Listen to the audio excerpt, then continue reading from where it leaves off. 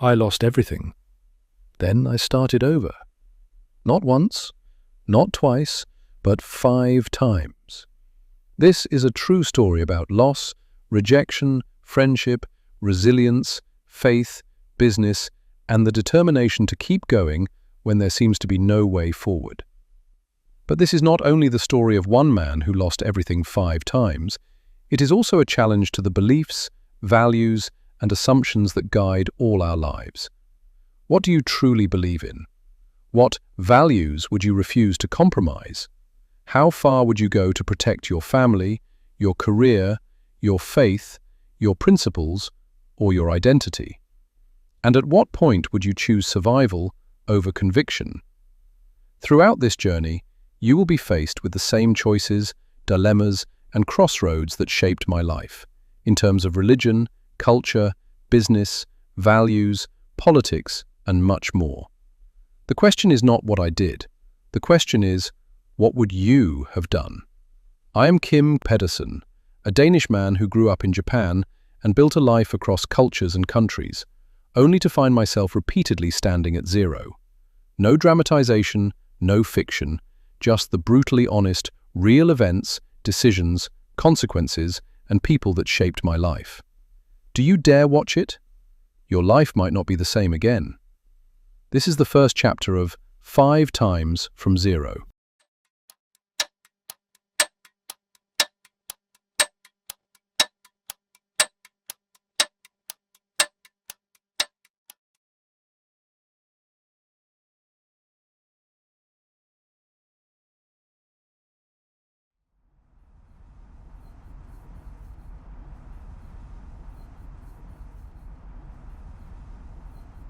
They came for the car around 2 o'clock on a Saturday, September 3rd, a beautiful sunny day. I had bought it 3 years earlier, in 2002, shortly after I left the embassy and started working with a Japanese company, launching Danish products in Japan. At that time, I believed things were finally coming together, that I had reached a point where I could build something that would last. The car was a blue metallic Toyota Altezza. I am not particularly interested in cars, but as a former taxi driver, I care about certain things: acceleration, response, and how a car behaves under pressure. The Altezza had the right balance. I stood on the pavement and watched the transporter winch it up onto the ramp. Bright September sunshine on the paintwork, on the transporter's metal ramp, on my face. I did not cry. I had already done that. By September 3rd, there was nothing left to spend on crying. What I was left with instead was clarity. I followed the movement of the car all the way up the ramp, not because I needed to understand what was happening, but because I already understood it too well. Watching it being taken away made something very precise visible. That version of my life had already ended, whether I had fully accepted it or not. The car disappearing simply confirmed it in a way that could no longer be ignored.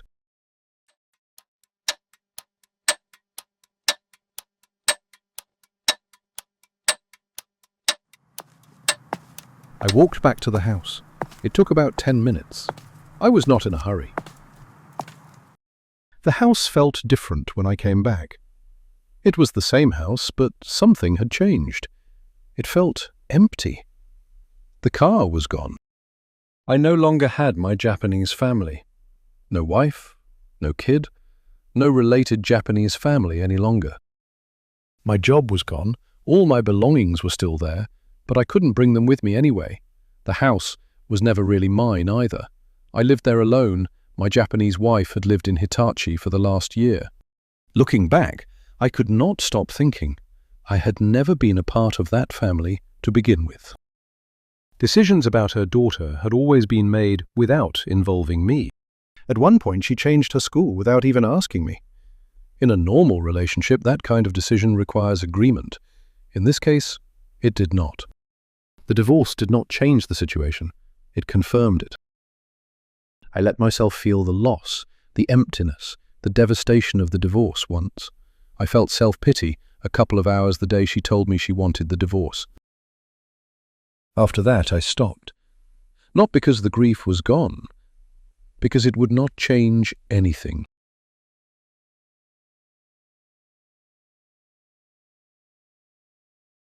I sat down at the desk and looked at the screen for a while. Not working, just looking. For the first time in a long time, there was nothing left to think about. For years there had always been something.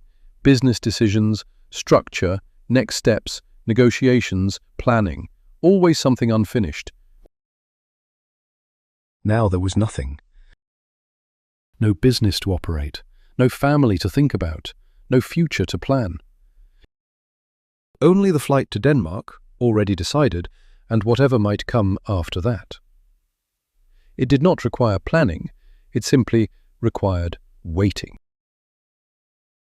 My mind, which had been active for years without interruption, had nothing left to work on. It was empty.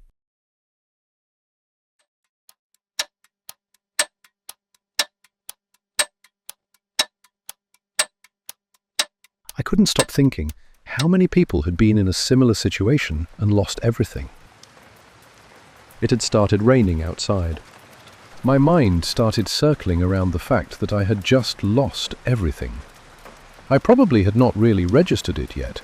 This was the first time for me to really losing everything. I wondered if this is something which happens for other people. Some probably have lost everything in a fire, maybe in an accident.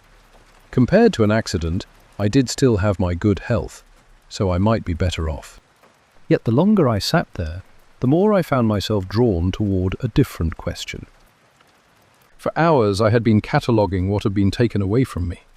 The list was long, and the losses were real. There was no need to exaggerate them, and certainly no point pretending they did not hurt. An entire life had just come undone. Years of effort, sacrifice, planning and hope had produced a future that no longer existed. But eventually another thought entered my mind. If I was willing to devote so much energy to counting my losses, perhaps I owed it to myself to examine what remained. There is a particular exhaustion that arrives when life asks you to start over yet again. It is different from physical fatigue. Sleep does not cure it. Rest does not cure it. It comes from repeatedly investing yourself in a future, only to watch the future refuse to honor the investment. That evening, I felt dangerously close to that kind of exhaustion. Not the exhaustion of a man who wants to end everything, but the exhaustion of a man who no longer wishes to fight.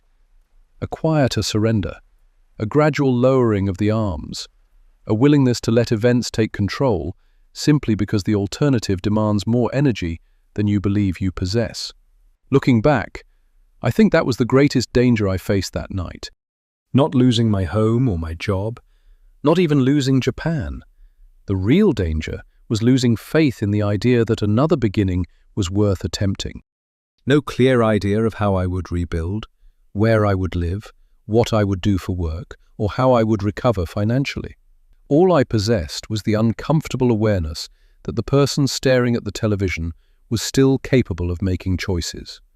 Defeated as I felt, nobody had taken from me the ability to stand up and try again. While my thoughts drifted, I heard the news in the television that a typhoon was on the way.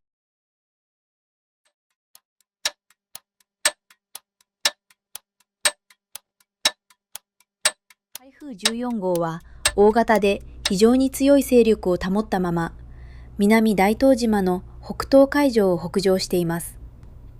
この台風に伴う暖かく湿った空気が関東地方上空に流れ込むため、夜にかけて大気の状態が非常に不安定になる見込みです。局地的に猛烈な雨が降る恐れがあり、厳重な警戒が必要です。The phone rang. I was not sure if I wanted to answer it. On the display it said, Mr. Mori. He was a good old friend of mine, whom I had known since 1999 or so. Back then he lived next door to me in Omotesando. He worked with a company related to Japanese broadcast production. Hello, Kim. Long time no see. How are you doing? Mori-san had asked me before if I wanted to become a celebrity. I had declined because I did not find it appropriate to use my diplomatic status to promote myself. In hindsight, a big mistake, but I couldn't do anything about it now. Or could I? Kim, why don't you take the first plane tomorrow morning to Tokyo? Let's meet, have a beer, and discuss the possibilities. I thought about it for a few seconds. There was nothing left for me in Matsuyama anyway. So I decided to buy a ticket and go.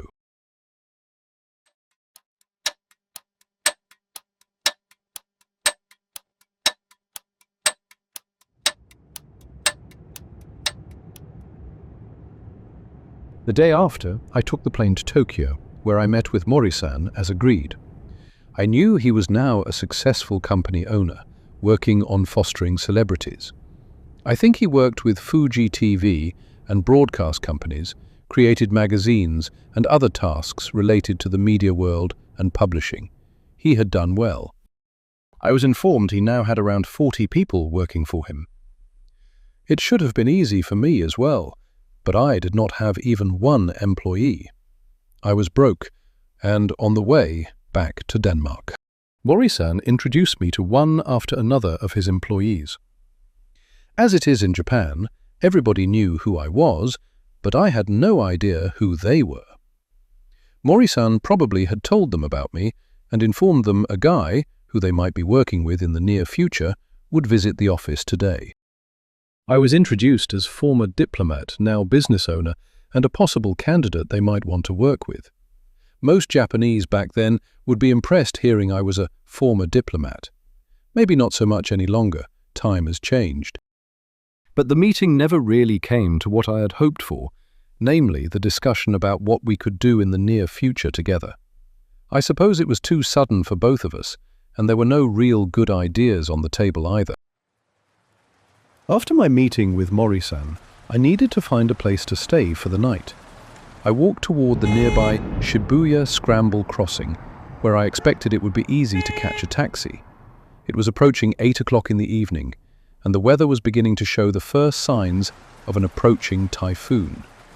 I decided I had better find a hotel as quickly as possible. My best option, I thought, would be to look for a business hotel in the Shinbashi area. Shinbashi is well known as a gathering place for Japanese office workers, who often go there after work to socialize with colleagues or entertain clients. Because of its business-oriented character, I assumed there would be plenty of reasonably priced hotels in the area. By now, it had already started raining. At first, it was little more than a drizzle, but the rain seemed to intensify with every passing minute. Gusts of wind swept through the streets, sending umbrellas twisting and forcing pedestrians to hurry for shelter.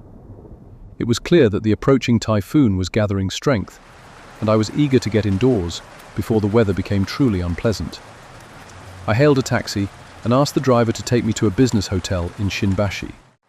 The taxi driver agreed and took me to the Shinbashi area, recommending a nearby business hotel as a place to spend the night. He pulled up outside the entrance. I paid the fare, thanked him, and stepped out into the darkness. The moment my feet hit the ground, I realized I had made a mistake. What looked like an ordinary puddle was actually a sheet of floodwater. I sank straight into it. Water surged over the tops of my shoes and soaked through my socks almost instantly. Within seconds, my feet were completely drenched. Even the rain had intensified, and the road now resembled a canal more than a street. I took comfort in the fact that I was only a few meters from the hotel entrance and the shelter of a roof. At least I thought I would not have to remain exposed to the relentless downpour much longer. Gathering what little energy I had left, I sprinted the final few meters and pushed through the hotel's glass doors into the lobby.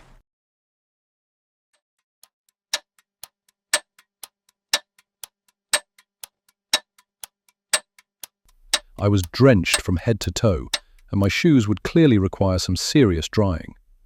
Still, none of that seemed to matter. If I could simply secure a room for the night, everything would be all right, I thought. Relieved to finally be inside, I walked straight toward the young hotel clerk, intending to ask for a room for the night. The clerk looked up from behind the reception desk. The instant he saw me and realized that I was not Japanese, his expression changed. No, no, No, Japaneseu only! I became furious immediately, truly furious in a way I rarely allowed myself to be. In 7 years, through all the corporate headquarters, embassies and boardrooms I had entered in this country, nobody had ever spoken to me like that. Not once. Not with those words and gesture.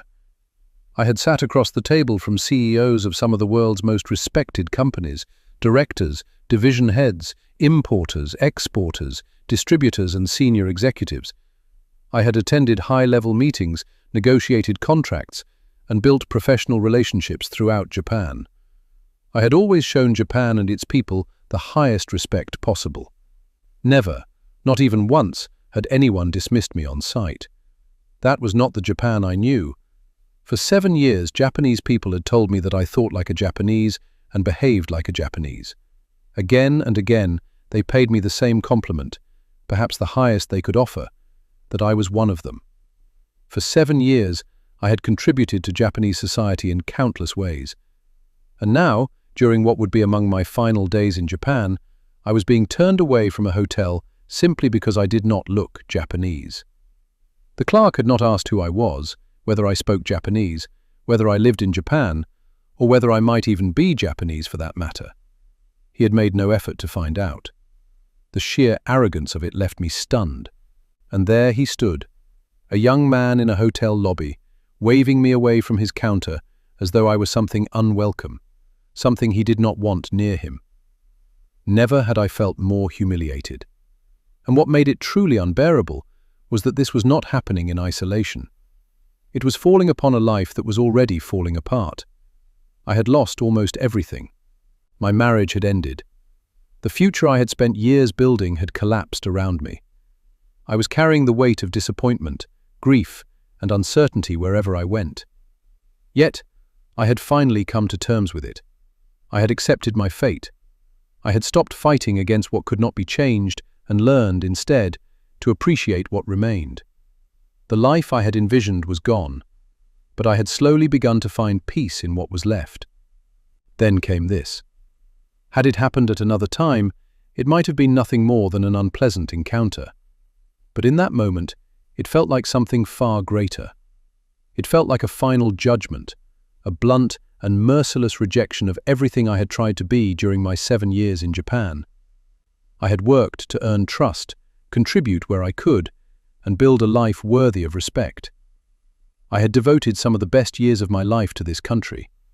Yet, with the casual flick of a hand, a young hotel employee reduced me to nothing more than a foreign face that did not belong.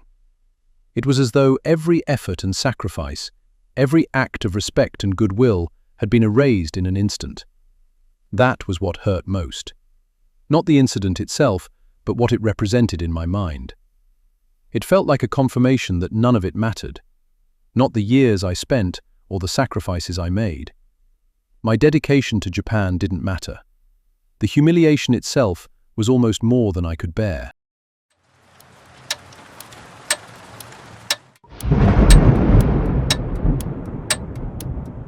I answered him in flawless native Japanese.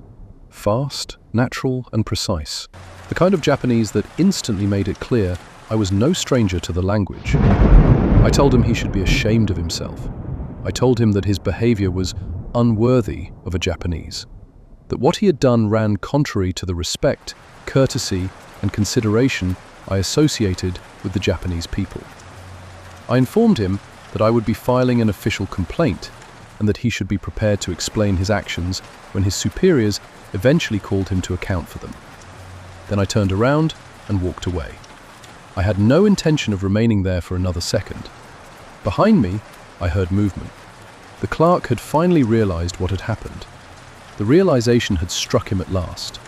He had made a judgment without asking a single question, and now he was confronted with the consequences of it. He tried to stop me. By then, however, it was already too late. My pride had been wounded too deeply. Whatever explanation or apology he had prepared, I had no desire to hear it. I walked straight out of the hotel and into the storm. The taxi that had brought me there was already gone, and the rain had become something almost unimaginable. Even before leaving the shelter of the entrance, I could see that it had intensified dramatically. Sheets of water were pouring from the sky with a force I had never witnessed before, either in Japan or anywhere else. Later, I would learn just how extraordinary that storm had been. That particular night would enter the meteorological record books. In that area of Tokyo, 110 millimeters of rain fell within a single hour, an amount so extreme that it became part of Japan's weather history. At the time, however, I knew only one thing. I had just stormed out of a hotel in the middle of a deluge. For a split of a second, standing in the entrance, I considered turning back. The practical part of me knew it was the sensible thing to do. The clerk had realized his mistake. He was trying desperately to stop me.